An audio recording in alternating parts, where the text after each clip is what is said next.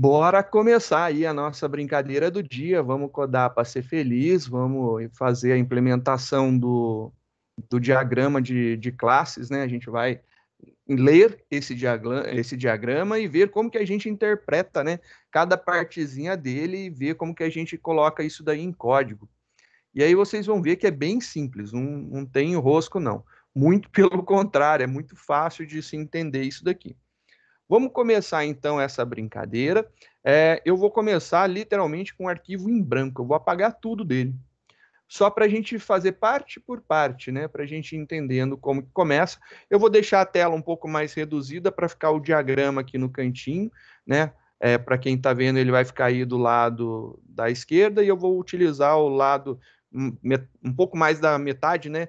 Até a direita, para a gente poder fazer isso daí, codando e escrevendo, transformando isso daqui que a gente está vendo em forma de um diagrama em código Java, né?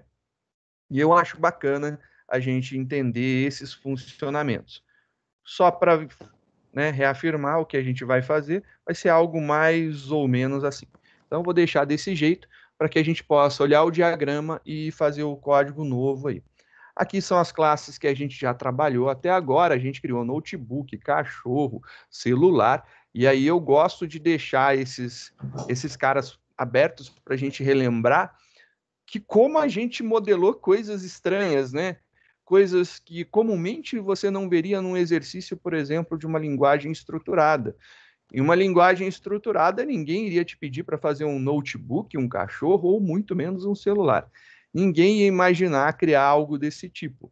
Agora a gente vai criar um cliente, mas o nosso cliente também não vai seguir muito, né, o padrão do que a gente imaginaria quando fala aí de criação de uma classe para representar um cliente.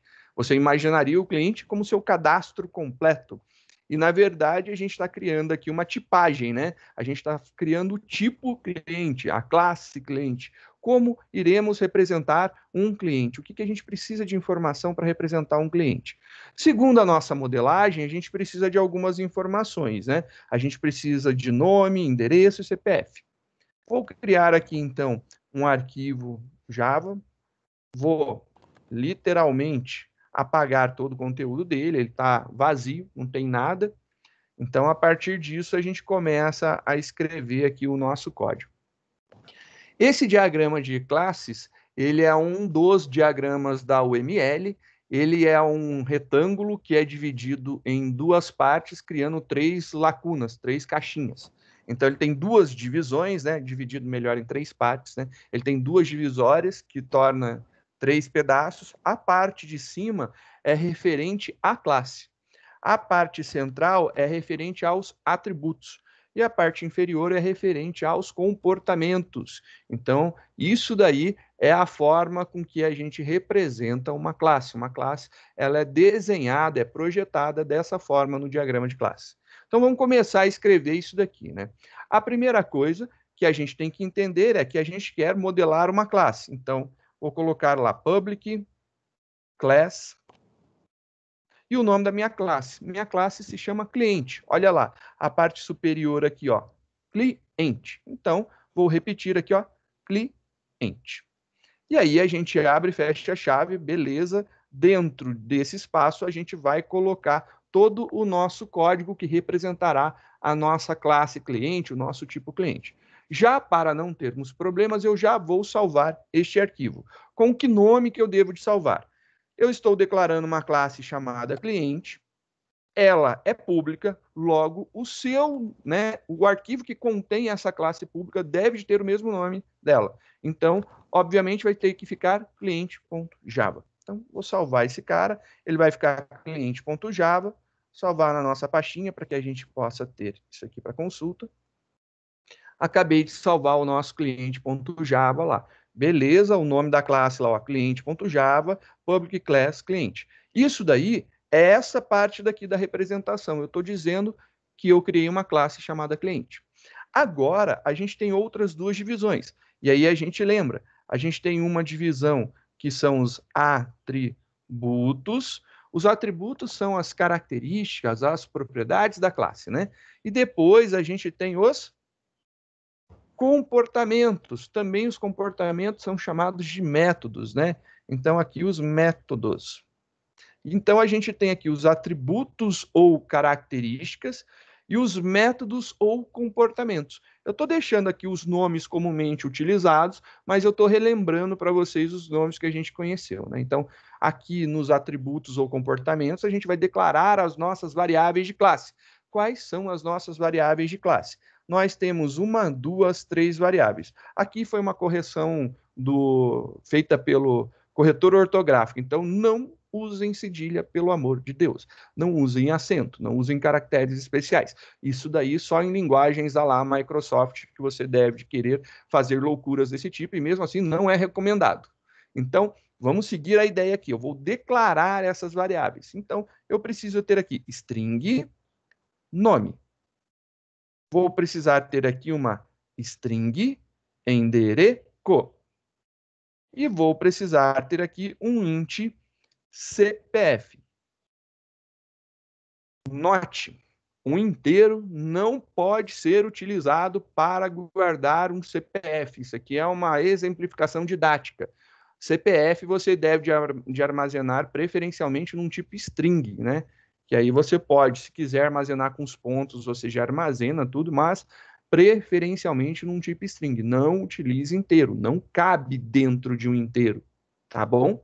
2 bilhões passa, a gente tem aí, são 3 mais 2 dá 9, 11. São 11 dígitos, né? Então, se você pegar 11, vai dar 1.000, milhão, vai dar 11 bilhões, né? Que você pode ir até 99 bilhões. A gente só vai até 2 bilhões e 145 milhões, então não dá para representar aí um CPF com um número inteiro. Deixo claro isso daí. Então, lembre desse detalhe que é muito importante. Outra coisa também, existem muitos CPFs que iniciam-se com zero. O zero faz parte, porque são 3 dígitos, 3 dígitos, 3 dígitos, mais os 2 verificadores. Então, você pode ter, por exemplo, um 001 como início. Se for número, ele vai ignorar isso daí e o teu CPF vai ficar com menos 2 dígitos. E o 00 no início faz parte e é necessário. Então, é só para lembrá-los desse detalhe, por isso a gente utiliza string, né? String para fazer isso daí. Feito aqui os nossos atributos, então aqui está a designação dos nossos atributos. Então, string nome, string endereço, inteiro CPF. Estou colocando um em cada linha e depois vocês vão entender por que a gente está fazendo separados, né? Só para a gente poder iniciar o nosso processo de modelagem aqui. E aí, o que acontece aqui? Nesse exato momento, existem alguns pontos que devem de ser levados em consideração. Por exemplo, né, eu poderia estabelecer algumas regras de negócio, e aí você fala assim, nossa, eu estou achando que estou falando com o tio Clau. Não, não é o tio Clau, é o tio Cris que está aqui mesmo. Então, não confunda, não estamos em aula de estrutura de dados de engenharia de software, mas faz muito sentido, sim. A gente é muito ligado na parte da engenharia de software para fazer os nossos códigos. Então, olha só. Vamos imaginar que agora a nossa classe cliente vai representar um cliente que a gente está modelando para o nosso projeto interdisciplinar ou integrador. Então, você pode ter lá a sua ideia de PI, né? E falar assim, olha, eu tenho um cliente, sim, e eu tenho como atributos do meu cliente, né? As informações que eu quero guardar do meu cliente são o nome, o endereço e o CPF. São essas as informações que eu quero armazenar dele. E aí você fala assim, legal, entendi. Beleza, então eu vou armazenar essas informações. Tá, mas existe aí algumas regras, né, de negócio. Então, qual regra de negócio que tem aí para o cliente? Ah, para o cliente existe uma regra de negócio que diz que o nome do cliente não pode ser vazio, ele tem que ter um valor, assim como o seu endereço. E o CPF, além de não poder ser vazio, ele precisa, como a gente está fazendo aqui nesse caso específico, didático, estamos utilizando um tipo inteiro, ele precisa ser maior que zero. Então, ele precisa ter aí um número que seja positivo, né? Maior que zero, positivos, né? E eu preciso disso daí. Ele não pode ser zero nem pode ser negativo, tem que ser um número positivo para representar realmente um CPF. Aí você fala, ah, tá. Então, quem usa essa classe vai ter que se virar e implementar regras de negócio? Não. Não deveria ser assim.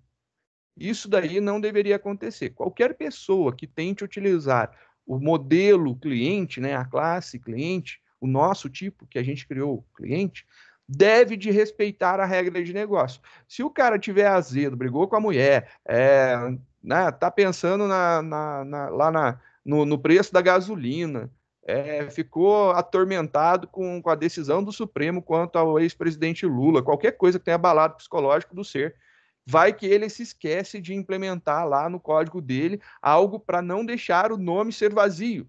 E aí o que acontece? Quebra o teu sistema. Simplesmente porque alguém que foi utilizar a classe que você teve tanto trabalho para modelar esqueceu de uma regra de negócio.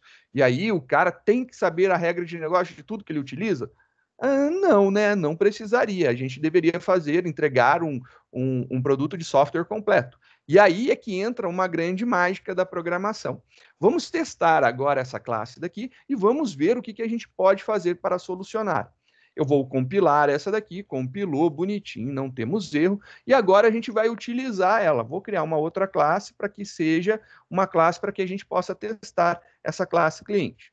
Usa cliente. Mesmo processo, mesmo naipe, estamos fazendo lá igualzinho.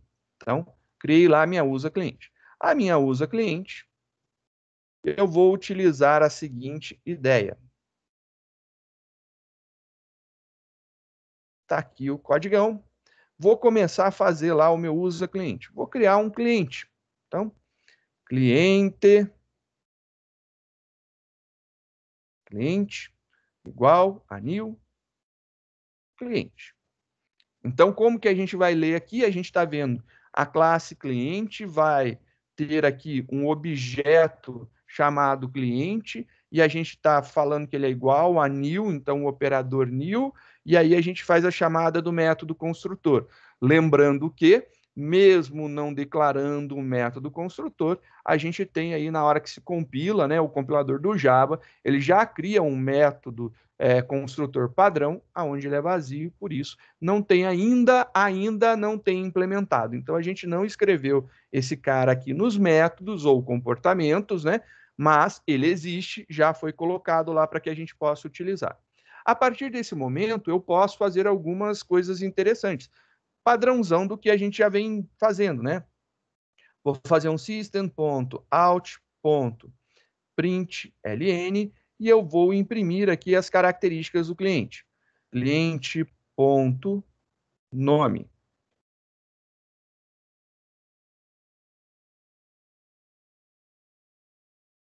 Cliente.endereço. E cliente.cpf. São aí as características do cliente. Aí eu compilo, aí eu rodo, e aí a gente tem null, null e zero. Sim, strings geram objetos, o valor inicial padrão dele é null, e o valor padrão inicial de um inteiro é zero, então quer dizer que está funcionando. As três características lá do nosso cliente funcionam. Porém, todavia, entretanto, eu disse para você que um cliente deveria ter um nome. Um cliente deveria ter um endereço. Um cliente deveria ter um CPF com um valor numérico positivo, ou seja, o zero não entra e números negativos não entram.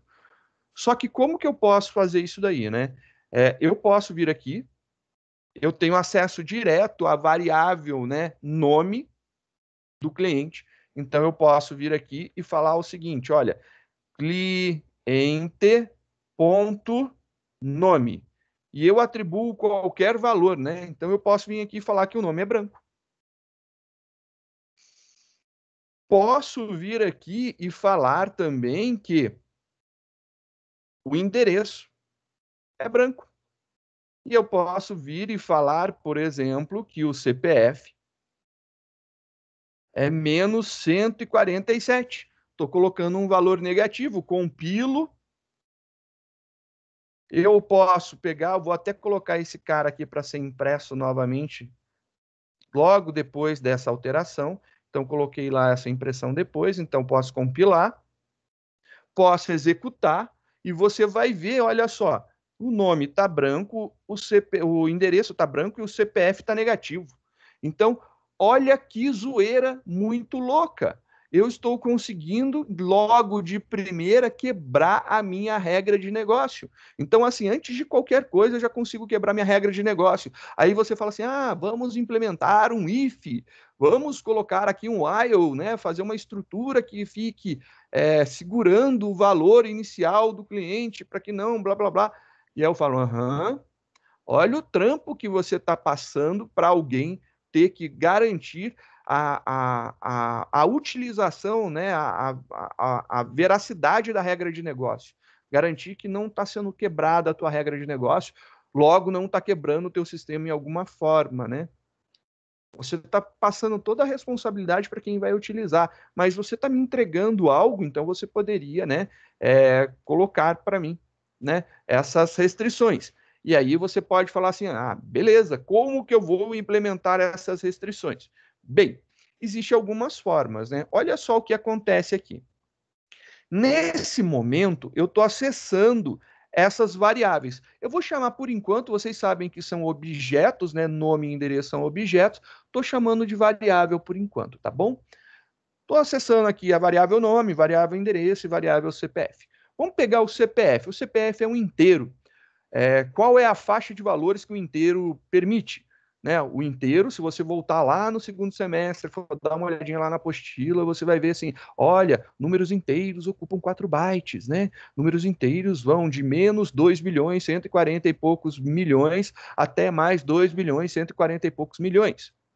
Aí você fala assim, tá, é menos 2 bilhões mais 2 bilhões. Eu falo, sim. E você está querendo restringir estes valores. É isso que eu quero fazer. Eu só quero deixar, por enquanto, os positivos, ou seja, eu vou tirar todos os negativos e tirar o zero. Tá.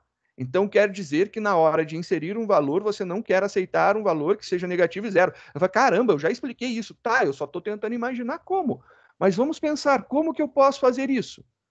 E aí você para, pensa, fala assim, bom, existe uma forma muito importante, né? Eu poderia criar um método para que ele fizesse a entrada do valor. Aí eu falo, perfeito, vamos fazer um método, vou fazer para o CPF, que é o valor numérico, a gente sabe manipulá-lo, né? Então vou pegar aqui, vamos fazer um método. Vou criar um método aqui, e esse método vai ser para a gente fazer a validação do nosso CPF, né? Então, vou colocar aqui public, vou dizer que ele não tem nenhum retorno, por enquanto a gente não precisa que retorne. Eu vou colocar aqui em série CPF. E aí eu vou querer receber um valor e eu quero testar se esse valor que eu estou recebendo, se ele é um valor que está dentro da faixa do que eu quero. Se estiver dentro da faixa que eu quero, eu passo ele para o meu CPF. Beleza. Então, eu vou colocar aqui um inteiro, chamar esse cara aqui de novo CPF.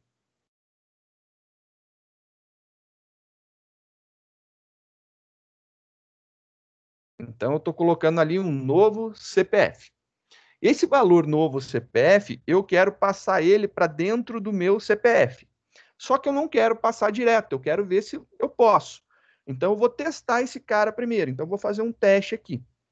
If, um teste, né? If, esse cara daqui, se ele for maior que zero, ou seja, se ele for positivo, aí eu permito acontecer o que eu quero. Se não, eu vou lá e vou reclamar. Então, se for verdade, eu vou falar que o meu CPF, que é aqui o meu atributo, ele vai receber esse novo CPF. Acabei de fazer uma regra. Olha só que legal. Vamos ver se isso aqui pode acontecer. Vou lá, pode. Nossa, que legal. E como que eu posso, né, verificar e manipular esse CPF agora?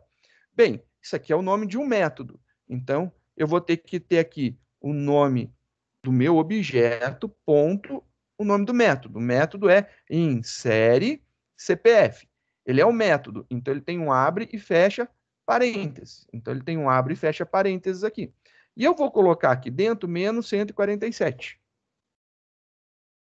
Se der certo isso daqui que a gente está elaborando, eu não vou ter 147, eu vou ter 0, né? Ainda não está certo, mas pelo menos ele não deixou eu colocar um número negativo. Então, ó, compilei, rodei, ele manteve o 0. Olha lá que legalzinho, ele manteve o 0. Bem, como que eu poderia fazer para que o meu objeto tivesse em seus atributos valores, padrões iniciais diferentes desse daqui, que são o null para objetos e os zeros, né, para os demais, né? Peraí, a gente viu isso na última aula. A gente utilizou um tal do método construtor que eu falei aqui, né? Então vamos implementar o nosso método construtor antes aqui. Então vou colocar aqui um public. O método construtor ele não tem retorno, não é void, é que ele não tem mesmo. Ele não tem nada de retorno. Então deixo sem nada. Ele tem o mesmo nome da classe, com mesmos, né? Caixa alta onde é caixa alta, caixa baixa onde é caixa baixa, letra maiúscula onde é letra maiúscula, letra minúscula onde é letra minúscula. Então, cliente,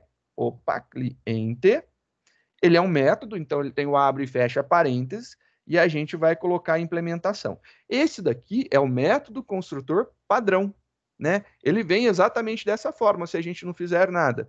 Porém, a gente quer fazer algumas alterações. Então, eu vou colocar aqui algumas alterações. Nome, e a gente vai dar um nome para o nosso cliente padrão. Então, em homenagem aos nossos excelentíssimos outros professores, coleguinhas que a gente ama tanto do coração, a gente vai chamar aqui alguns, né? Então, vamos utilizar, por exemplo, o Dionésio. Então, estamos aqui, ó, o nome da pessoa agora é Dionésio, né? Todo mundo ama de paixão o doce de pessoa que ele é. Então, ó, o endereço mora em, sei lá, na casa dele. Não sei onde que ele mora na casa dele. Então, beleza, não estou errado por enquanto. É o endereço dele. CPF. Para o Dionésio, a gente vai colocar aí qualquer numeração, né? Sei lá, coloquei 2 números quaisquer aí, só para representar aí um número que seja diferente de 0. Lembrando que não adianta que não dá para colocar um CPF real aqui, pois ele estoura o tamanho do inteiro. Então, coloquei, né, 4 dígitos quaisquer aí, só para a gente ver como que funciona. E aí, agora, esse cara daqui, que é o nosso método construtor, então eu vou separar, né? Ele pode ser implícito, então, método construtor. Coloquei aqui método construtor. E eu vou passar aquele negócio para cá. Então, aqui são os demais métodos, ou demais comportamentos. Então, a gente fez um comportamento para inserir o CPF. E aí, olha só, compilei, funcionou, bacaninha. Vamos ver agora se ao rodar isso daqui, a gente vai ter algum valor diferente de 0, né? Então vamos ver. Compilou, rodou. Olha lá, quando a gente cria o nosso objeto, beleza, olha só.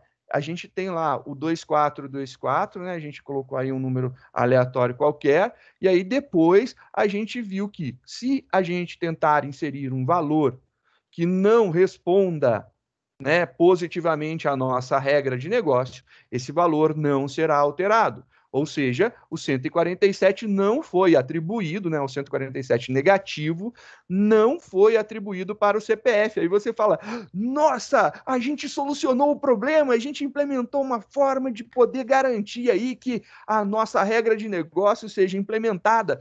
Vou fazer o mesmo processo para o nome e para o endereço. E eu falo, vou lá, você pode fazer, maravilha, é mesmo esse o caminho, mas calma, respira, segura um pouco e vem com o pai para a gente ver como é que é esse bagulho daqui.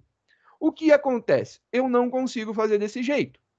E você concordou comigo, você viu que a gente tentou inserir e não foi. Mas tanto é que se eu colocar, por exemplo, um número positivo, ele deve de alterar. Então eu compilo o meu programa, eu rodo o meu programa e vou lá. Ó, que lindo! Alterou para 147. É um número positivo, ele é maior que 0 e ele não é negativo. Então, ó, beleza, nossa regra de negócio está funcionando. Joia, era isso que eu queria. Porém, todavia, entretanto, ainda eu posso ir lá e fazer uma outra coisa. Eu posso vir aqui e fazer isso daqui. cliente.cpf recebe menos 1, 2, 3, 4, 5. Estou colocando lá, né, menos, negativo, 0 ou qualquer outro número negativo. E olha lá, compilei, rodei, e ele ficou com o número negativo. E aí você fala para mim, mas você deve de utilizar o método. E eu falo para você, mas o atributo está tendo acessibilidade a ele. Eu consigo manipular, eu consigo acessar esse cara. E aí, como que eu posso fazer para restringir o acesso a ele? Existem algumas técnicas e a gente vai ver exatamente isso. Eu não quero permitir mais que a pessoa, o programador que for utilizar-se da nossa classe, que ele tenha acesso a um atributo que eu estou querendo implementar uma regra de negócio. Uma regra de negócio é uma restrição. Eu estou querendo limitar a possibilidade de valores para isso daí. Então, eu quero limitar essa possibilidade de valores. Como que eu posso fazer isso? Bem, a gente já viu, né, algumas coisas e a gente não percebe muito, mas a gente tem aqui public. E a gente tem aqui nada.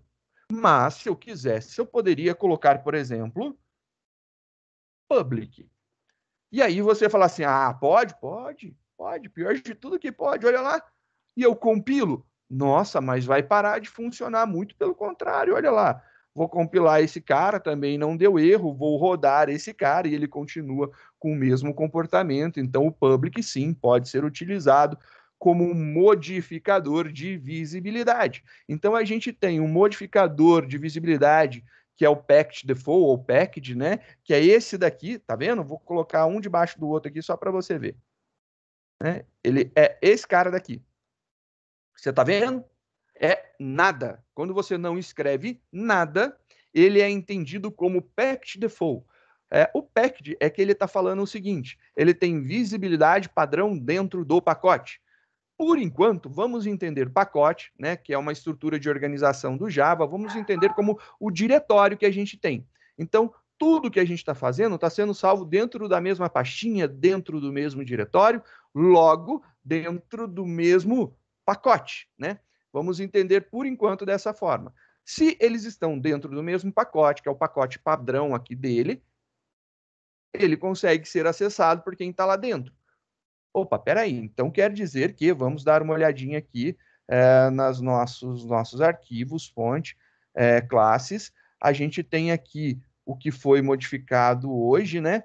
Olha lá, a gente tem o cliente e o usa cliente estão na mesma pasta, dentro do mesmo pacote, logo esses caras estão acessíveis. Então, por isso que quando eu crio, né, o usa cliente, eu consigo acessar o cliente e seus atributos. Por quê? Porque a visibilidade dos atributos dentro de cliente está a seguinte: ele é enxergado dentro da mesma pasta, dentro do mesmo diretório, dentro do mesmo pacote.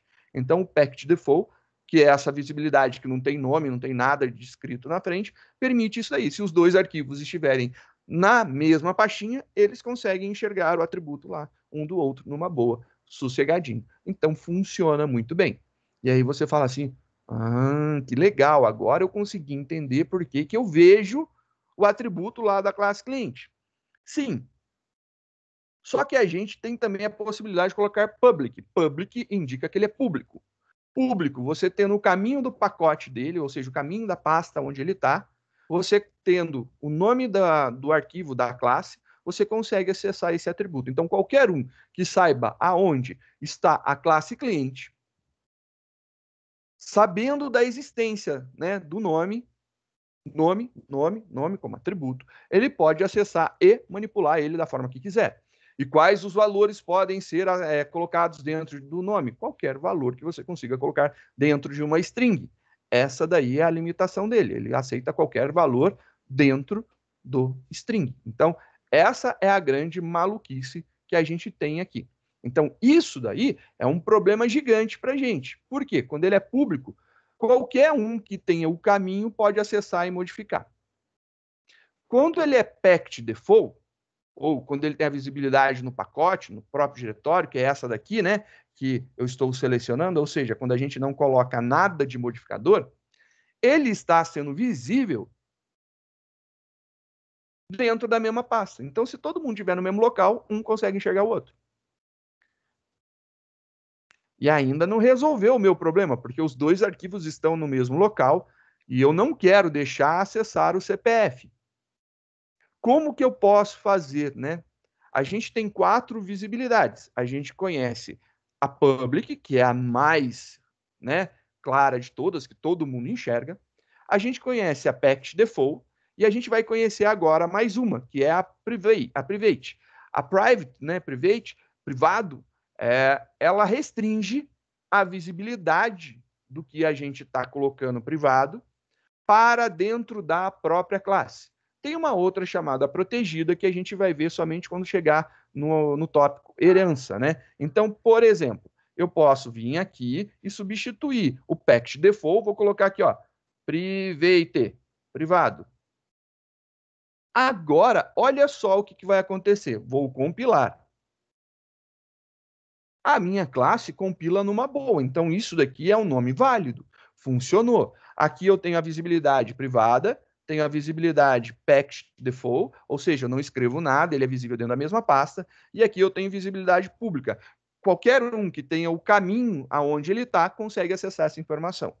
Agora, na hora que eu vou rodar primeiro antes de compilar, né? Vou rodar esse cara do jeito que está, você vai ver que ele já deu um erro para a gente. E olha qual que é o erro. Ele colocou lá o nome do cliente, colocou o endereço do cliente, e na hora que aconteceu aqui a execução da linha 19, que é o cliente.cpf, ele vai falar o seguinte: olha aqui, ó, illegal access error. Illegal access error. Classe usa cliente. Oi? Ele não gostou. Não gostou. Exatamente. Classe cliente tentou acessar o campo privado CPF. E não dá para acessar um campo privado. Por quê? Porque a visibilidade dele é só dentro da classe. A gente saiu de dentro do arquivo, não dá para mexer nele.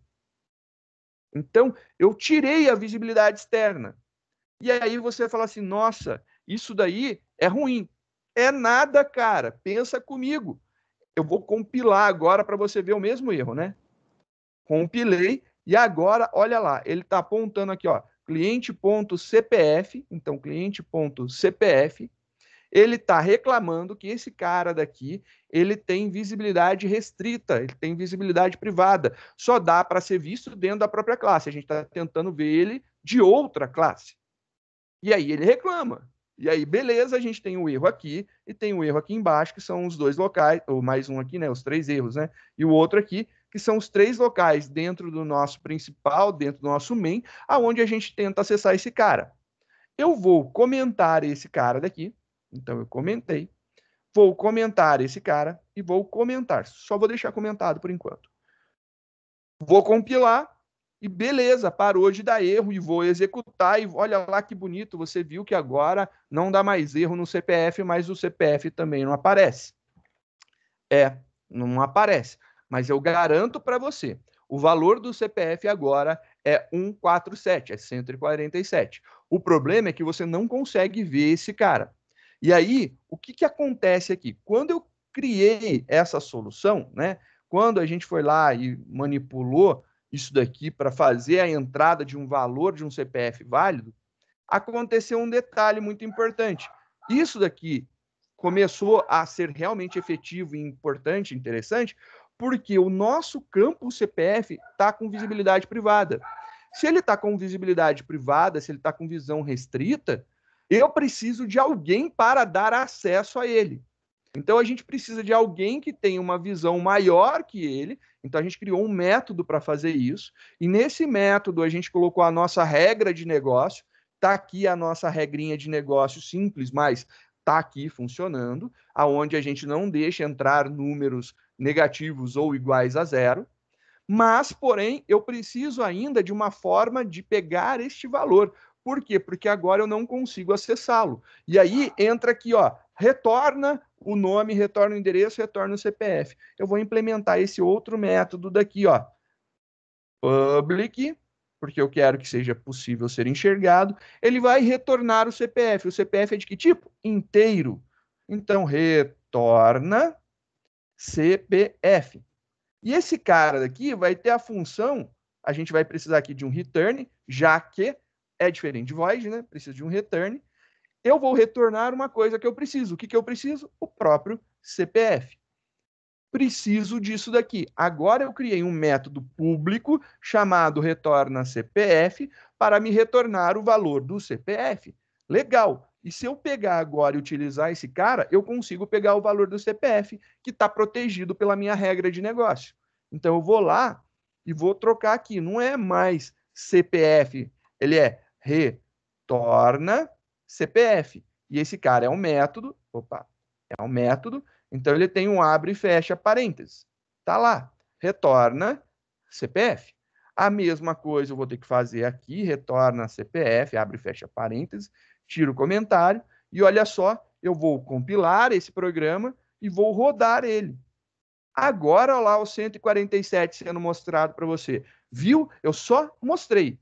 Quer dizer, então, que estava funcionando. O insere CPF está aplicando a nossa regra de negócio. Por quê? Porque quem for usar o meu cliente não tem acesso direto ao atributo CPF, que é do tipo inteiro. Então, ele não pode colocar qualquer valor lá. Ele tem que passar pelo método.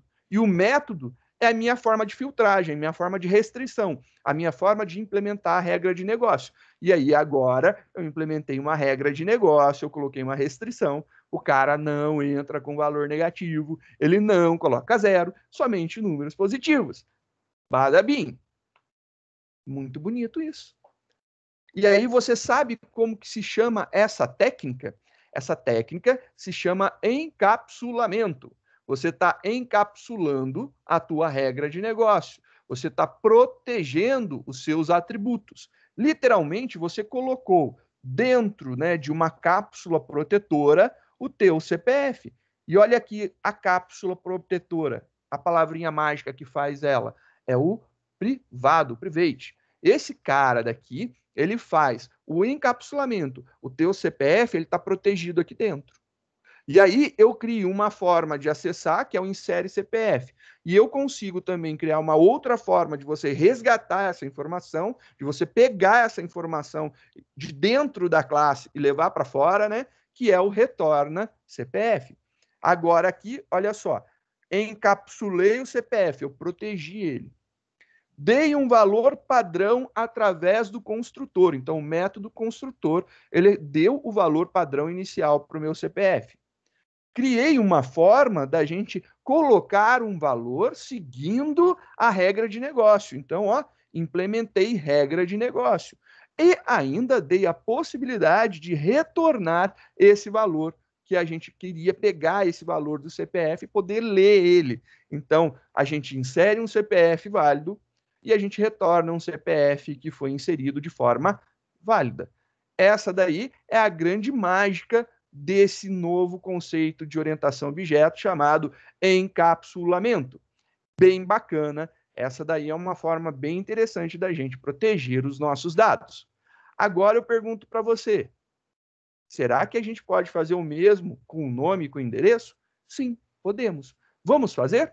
Então, bora codificar esse negócio. Vamos codar esse cara aqui para que ele também coloque o nome e o endereço como sendo encapsulados, protegidos com a nossa regra de negócio, não permitindo valores vazios para eles. Então, eu vou colocar aqui private nome. O nome nosso já vai ter um valor default, Dionésio, e a gente vai criar um método para inserir um valor dentro do nome. Então, public. Por enquanto, esse cara não retorna nada. Ele insere nome. E eu vou colocar aqui uma string novo nome. Vou maximizar aqui a janelinha para a gente já viu aqui, né? Só para ter mais espaço para vocês verem o código. Aí, ó, que belezinha agora. Agora eu vou fazer a minha regra, né? Eu vou testar se o novo nome, se ele é igual, não. Se ele não é igual a vazio, e aí a gente tem um problema aqui. E qual que é o problema? String não pode ser comparado com igualdade. A gente tem que utilizar um de seus métodos. Qual que é o método que a gente pode verificar? A gente pode verificar se é igual, né? Se é igual a vazio. Sim, eu posso verificar se o conteúdo ali é igual a vazio, e aí eu nego isso daí. Ou eu posso verificar se isso daí é vazio. Existe um método da string chamado isEmpty. Então eu posso testar isso daqui dessa forma. Ponto isEmpty. Se é vazio. Só que aqui eu estou querendo saber, é vazio? Ele retorna verdadeiro para mim. E eu não quero que se for vazio. Então eu vou negar isso daqui. Então vou colocar lá o operador de negação. Então uma exclamação negando novo nome se é vazio. Então não novo nome é vazio. Se o novo nome não é vazio, eu vou pegar e falar que o nome receberá o novo nome. Maravilha, agora a gente já implementou aí a forma de validar a nossa brincadeira, né? Validar aqui os nossos testes dizendo que o nome precisa ter um valor. Eu não consigo mais deixar um nome sem colocar um valor. E eu vou colocar também uma forma da gente resgatar essa informação. Porque se está com visibilidade privada, eu não consigo ver, não consigo manipular. Public, o nome é do tipo string, então vai me retornar uma string, retorna nome. E aí a gente fez o retorno do nome. Belezinha. Então a gente tem aqui o encapsulamento do nome, a gente tirou a visibilidade do nome, jogou ela para privada. Aqui só pode ser enxergada dentro da classe. Tanto só pode ser enxergada dentro da classe que eu consigo, né? Consigo acessar aqui o atributo nome numa boa. Acesso ele aqui, sossegado. Dentro da própria classe, continua sendo acessado. A gente deu um valor padrão inicial, a gente fez a nossa implementação de entrada de valores através da nossa regra de negócio, aonde não permite valores vazios. Então, se não é vazio, a gente insere esse novo nome no nosso atributo. E, já como a visão é restrita, eu preciso ter uma forma de resgatar esse valor lá de dentro do atributo. Criei um método para me dar acesso a ele novamente. Então, novamente, criamos lá um retorna nome.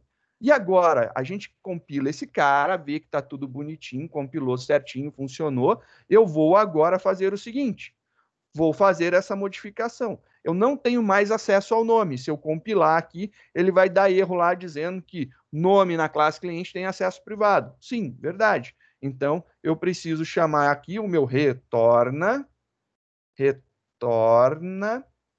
nome. Tá aí, retorna nome.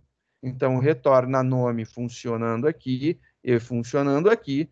Compilou, ele ainda vai ter um erro que vai ser aqui na hora de colocar um valor. Eu estou tentando inserir um valor vazio. Não tenho mais acesso ao atributo, então vou utilizar o insere nome. Ele não é um atributo, é um método. Então, tem o abre e o fecha parênteses. Estou tentando passar aqui um valor vazio, olha lá, um abre e fecha aspas aqui. Estou colocando tudo espaçadinho para você poder ver onde tem o parênteses, né, onde tem as aspas. Tá aí. Na hora que eu compilo, você vê que agora, ó, a compilação parou de dar problema. Legal, bacana. Então, olha só, se eu rodar esse cara dessa forma,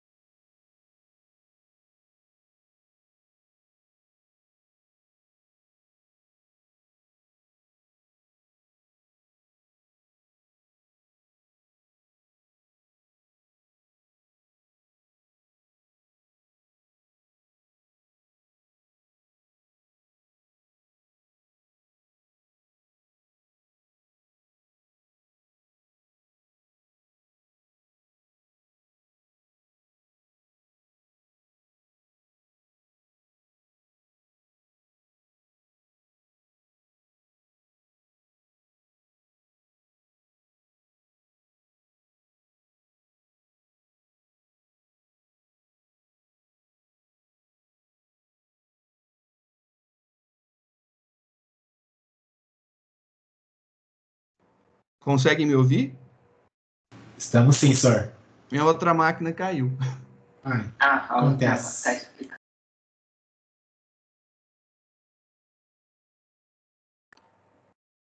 Computador. É normal isso acontecer, professor. Faz parte do processo. Só deixa eu ter certeza de uma coisa. Continua a gravação aí para vocês, né? Continua assim. Beleza, então. Vou voltar a compartilhar a tela. Só está recarregando aqui. Vou esperar só um minutinho para ele voltar e eu já volto para a gente continuar falando. Bom, pelo menos deu uma folga para a gente, né? Isso é bom. Para a gente respirar um pouquinho. Vou até beber uma água depois dessa para comemorar.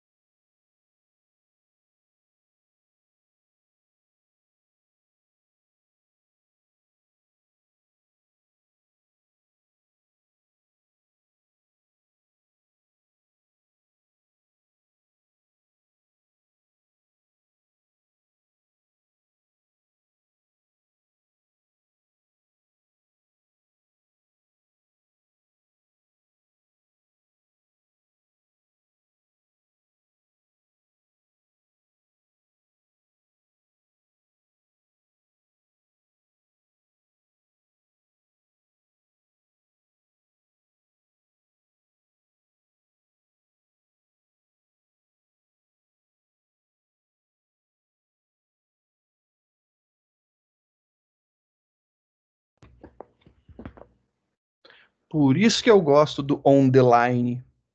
Ah, não. Ah, faz parte, professor. Ah, rapaz, viu? Eu tava com vontade de tomar café, eu dei uma travada aqui, fui lá tomar café fingindo que tudo tinha caído, né? Olha que professor pilantra. É claro, não existe o programador vigarista, existe o professor pilantra também, pô. Programador vigarista. Muito bom.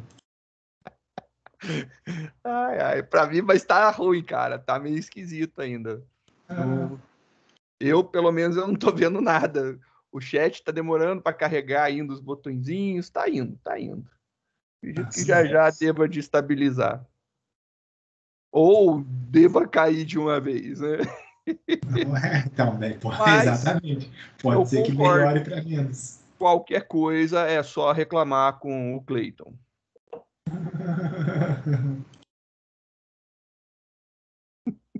Aí vai ver, aí Muito zoado. vai ver o software, o software do servidor foi construído com um Node. Tá explicado o porquê.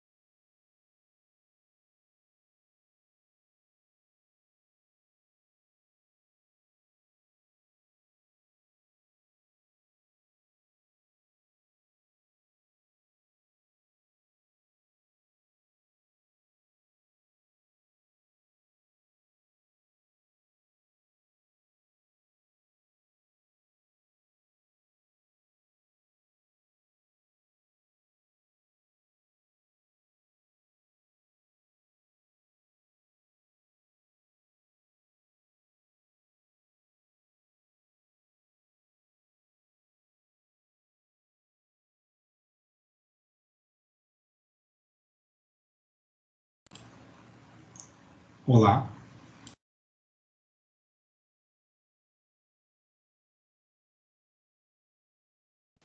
Ah, o senhor caiu de novo, será?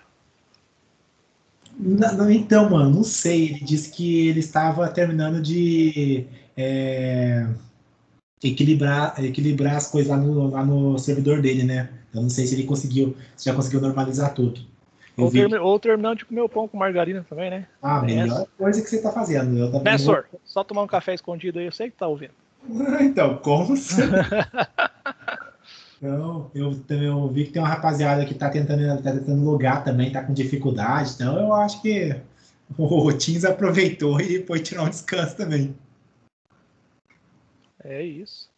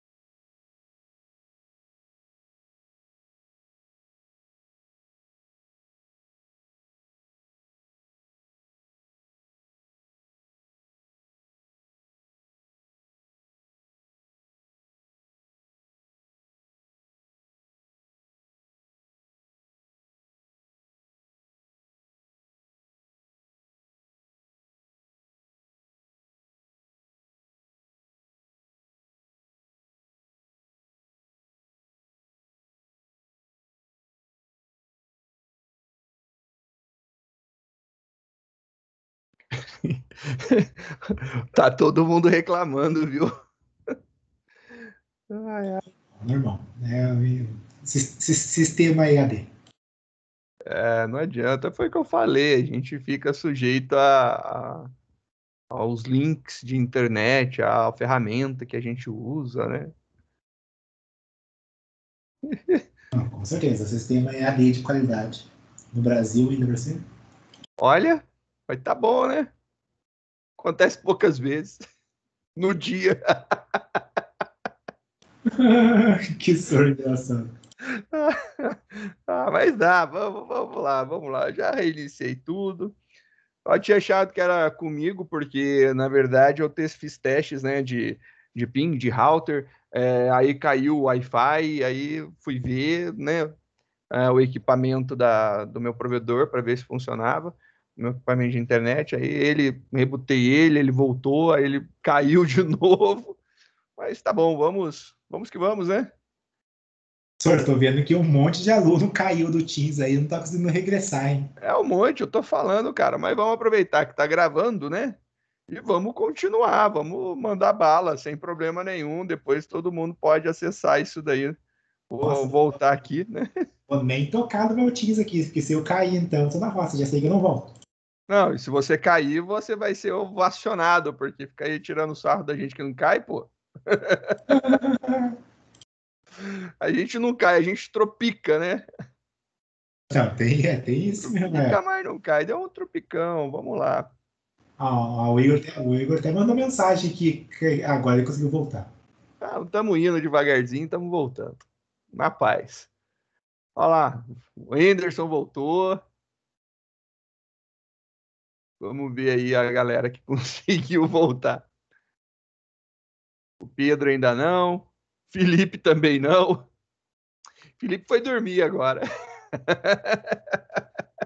Ele cansou. Também não quero mais esse negócio, não. Vamos tentar aqui um compartilhamento, ver se não vai cair mais. Eu acho que eu acho que o estagiário deu um reboot lá no servidor da Microsoft.